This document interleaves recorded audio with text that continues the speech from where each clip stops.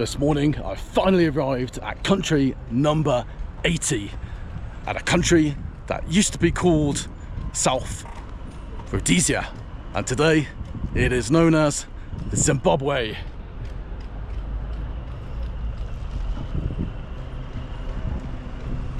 I've just arrived at the airport, as you can see here, the Robert Mugabe International. Look at that. I really do like this air traffic control tower. That is something unique that I've not seen like that before, and I do know that it has recently been refurbished around 2023. But before that, this airport was built around 1957, I think it was, and it used to be called Salisbury Airport. Then it was called Harare Airport, or however you could pronounce the capital, and today it's Robert Mugabe, because he was a warfighter and an African icon, and it was named that in 2017.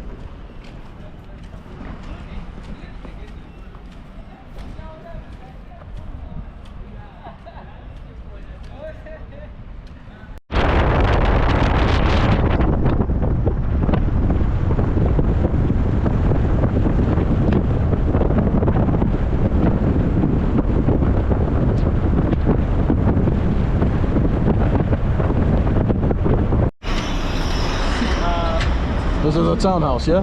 Wow. You guys have still got Merry Christmas and Happy New Year on the top of it, I see. It hasn't been removed, and it will go for the next year too. Not removed. So we're travelling down this street, which is like full of colonial buildings from the UK time. It's Only colonial buildings, yeah? only colonial buildings, and they're a little bit dilapidated, but then trust me, these are the legacies that Ian Smith left us. Okay. Oh, Ian Smith left you. Yeah. The government cannot do anything with them. I mean, okay. Look at the paint. Yeah. I'll tell you when was the last time we saw the paint. I mean, that's Ian Smith paint. So what's this street called? This one is Julius Nyerere. Okay. Julius Nyerere Way. Yeah. It's Julius Nyerere Way. I better come back here and have a closer look later on. Yeah. That's the town, typical UK type, right? Wow, this city is mental. Look at all the traffic. It is a typical African city, I'd say, from all the ones I've been to. The same mayhem everywhere. A nice little church over there, which I think is from the colonial times. And over here is what the taxi guy told me. There's a monument there that people worship. And I've been told off by the guy down in the street, the guy there in the cap. He told me, no, you can't go up, otherwise you get arrested. So, yeah, I mean, I don't think I'm gonna take the risk. But it looks nice from a distance. Right, let's go and check out the rest of the city.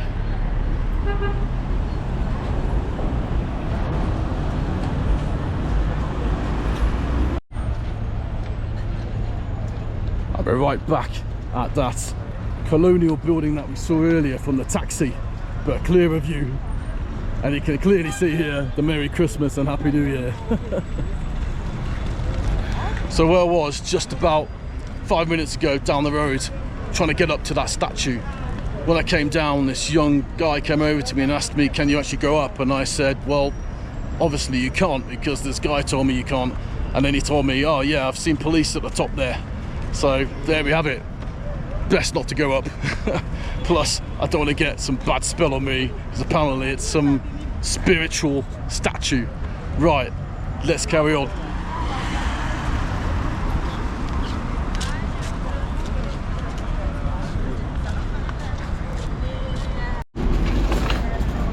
This is absolutely mad. I don't know where the traffic lights are, but everyone just crosses.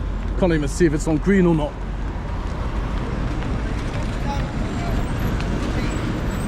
Yep, nearly got run over. And I thought Asia was bad.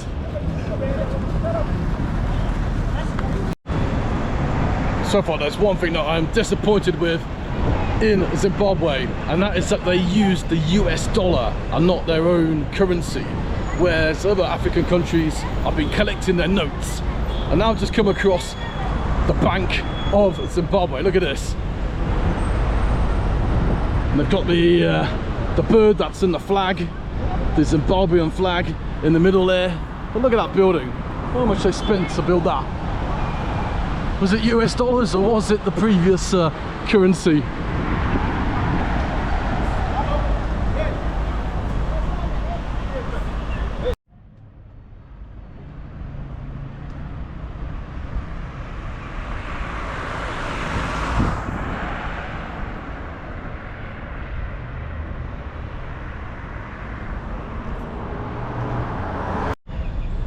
So far we've seen a lot of British colonial buildings, but we haven't come across many churches and cathedrals. We came across one church, but here's a cathedral that was built in 1925. Look at this.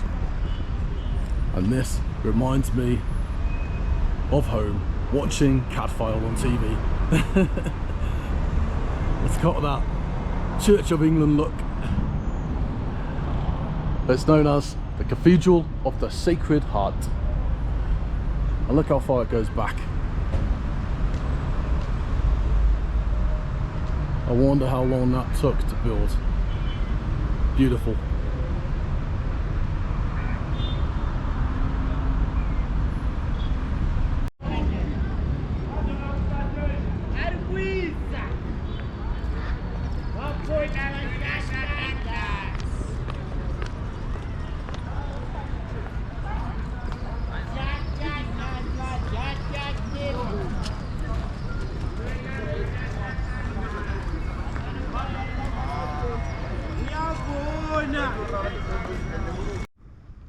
One of the must-see sites in Harare is the National Heroes Acre, and I'm at the top at the moment. Look at this.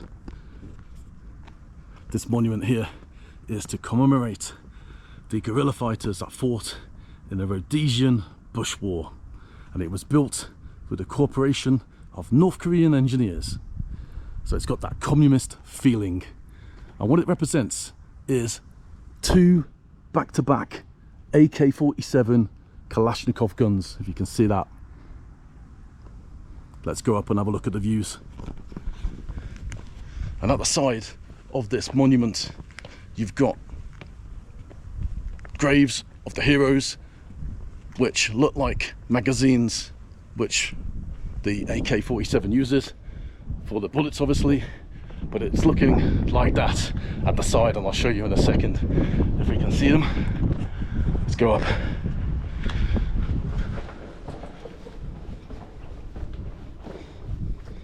Wow, what a view.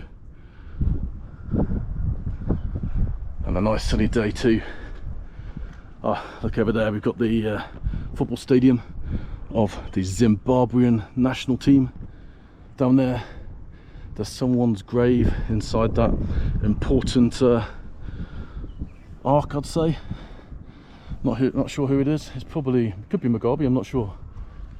Down there, where we're going in a second, we've got the gold statue of the soldiers. And over here, you got the graves, which I was explaining earlier, look like magazines. So it shows a sculpture of AK-47s and magazines at the side of it, which are the graves representing the magazines. That is true North Korean style. I've never been to North Korea, but it's got to be the first thing that I've experienced of North Korean in my life.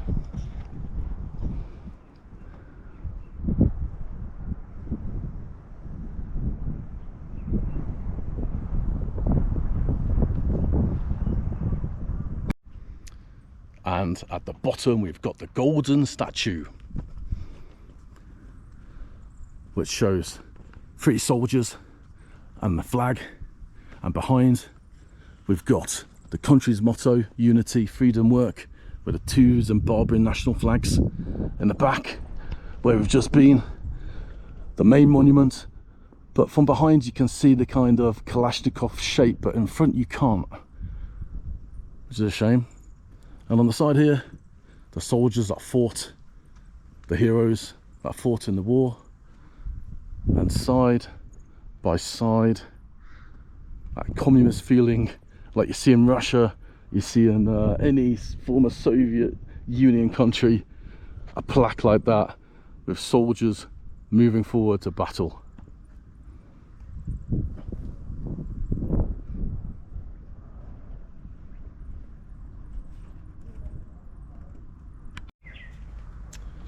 About 10 minutes by taxi from the national hero Acre, where we've just been.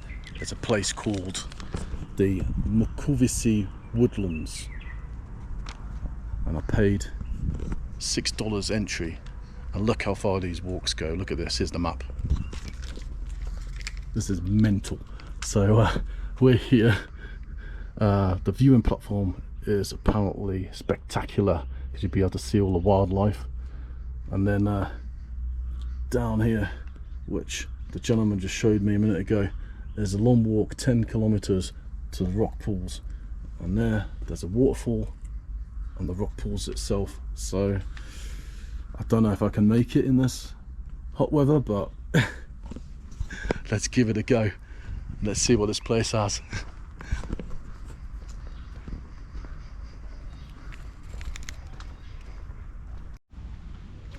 On our way to the viewing platform, just come across the crocodiles. Crocodiles are dangerous, do not disturb them. Right, let's have a look. Jeez, that is huge. The one over there is not big enough, but this, crikey. I wouldn't want to be in the water near that.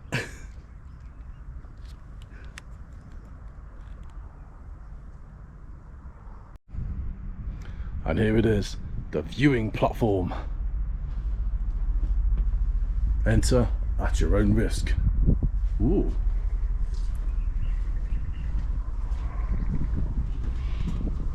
I don't see anything at the moment. Oh, I like it. This is nice. And it's got on the top here the animals, I presume, that you can see, like an elephant, impala, antelope. This is pretty well set out. I like this. I hope I don't see a monkey. I've seen loads of them before. It's like my own VIP platform today. There's nobody here.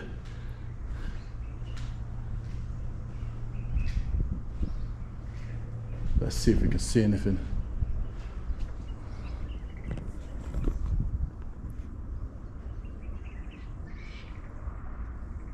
So far, nothing. I'm gonna have to save my battery and then switch it back on if I see anything. So I'll see you all in a bit. So earlier at this viewing point I saw zilch, maybe because it's the wrong time of day, and also you need binoculars, I would recommend, to see further down. So I decided to walk around the woodlands, and I've done, let's have a look, how much have I done? 14.8 kilometers, and I also saw zilch. But now I'm back at the viewing point, just trying to chill out after that long walk around, and there's some animals over there, but not what I expected. I was waiting for a giraffe or a rhino or something, but here we go.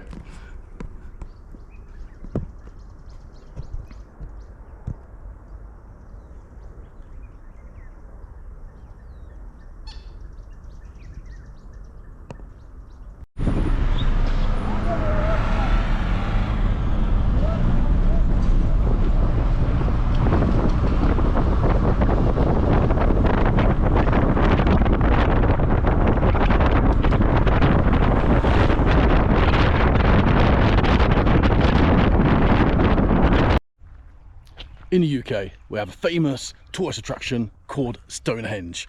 I've never been there, and to be honest, I don't really want to go there. There's no point seeing 6 to 9 rocks around the field. What's so impressive about that? Maybe I'm wrong, let me know in the comments if you've been there. But in Zimbabwe, they have their own equivalent. Look at this. But this is actually called balancing rocks. And we're heading over here because I've just seen one rock which I noticed yesterday on the Zimbabwean ziggunote that I received from the supermarket as change instead of a US dollar. And here it is, look at this. Oh, and in fact on the sign there, what's it say there? The money rock. It is. And here is the note that I've got with the rock picture on it. Look at that. Let me try and get it a bit straighter.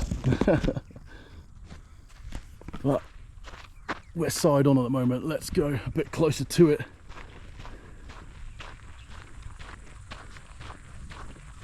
There's another rock over there. Wow, I'm happy. I'm pleased. Pleased to see this. So apparently, yeah, this rock, the money rock, as it said over there, is on the banknotes of Zimbabwe. Well, the old banknotes, I'd say, because now they're using the US dollars. Look at that. Perfect match.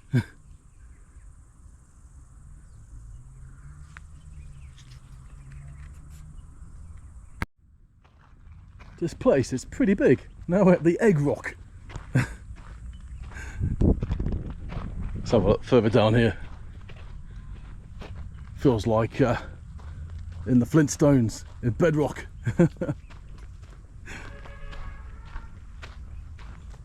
Well, I tell you one thing for sure, there's a lot more to see than Stonehenge here.